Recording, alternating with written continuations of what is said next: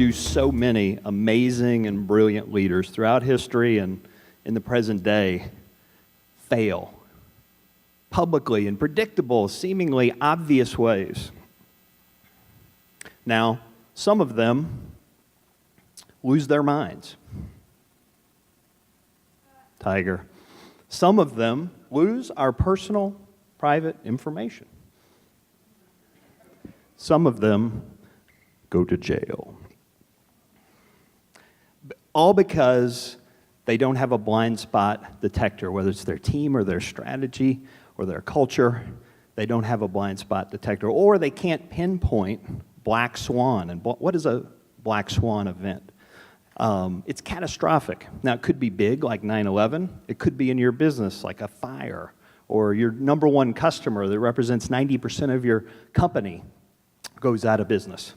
They're sometimes predictable, sometimes not, always pack a major punch. Now, we've got the Donald and Hillary. They're so different in some ways, but their blind spot, their kryptonite, is exactly the same. Well, one of their blind spots and kryptonites is exactly the same. They don't have anybody around them who truly speaks truth to power to them. And my main message to you today is that one of the keys to having a blind spot detection system in your life and in your company is having a culture of speaking truth to power, up and down and sideways in whatever organization that you're in. And the reason for this is, yes, to prevent major losses, but also to go for the big, unpredictable wins. Now, in my field, I'm in the winning and losing business. I work in political campaigns. And one of the roles I have is to be a blind spot detector, a truth teller to candidates. And a political campaign, if you think about it, has to be an extraordinarily nimble operation. Because every day, unlike all of our companies and organizations, somebody is waking up to plot your public demise. It might be a reporter, it might be a political opponent, it might be a special interest group. And so let's tune in on one specific example that I think will flesh some of this out. The person of the last century, in my judgment, is a guy named Stanislav Petrov. And I'll bet more people in this room have Googled average penis size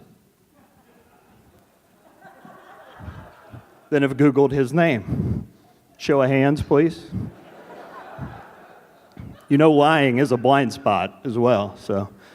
But in 1983, in Russia, on the night shift, he was at the Soviet Union's nuclear missile detection system, and he saw the flashing red light.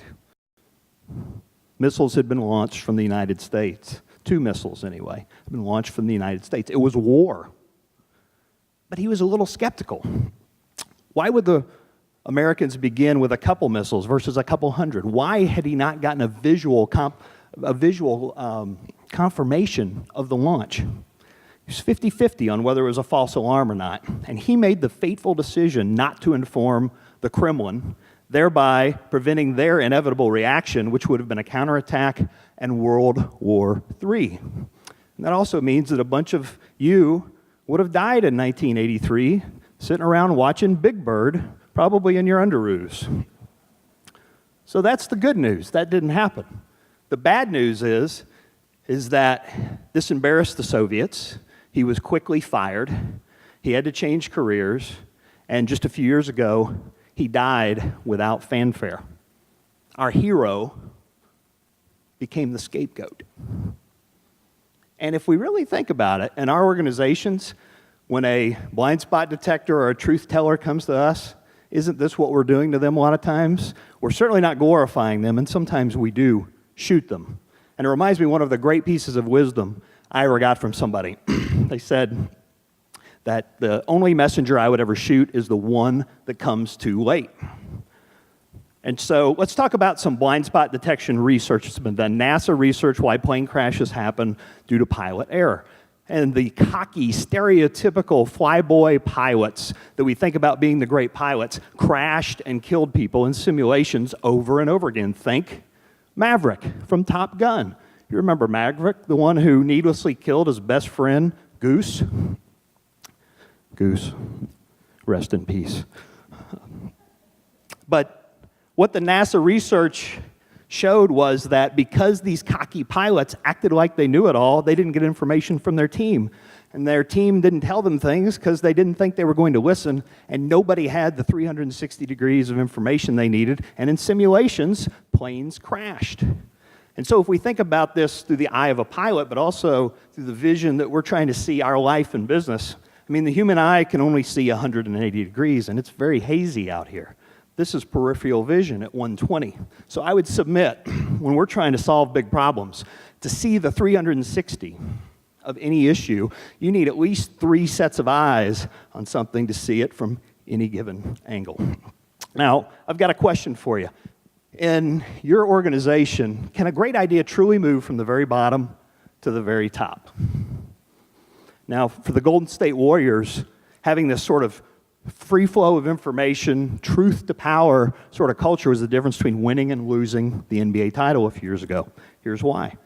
They were getting killed by Cleveland and the LeBron James, and the lowest man on the totem pole on an NBA team, the peon, is the video guy, a guy named Nick Urin. We can't even find a picture of Nick because he's so low profile.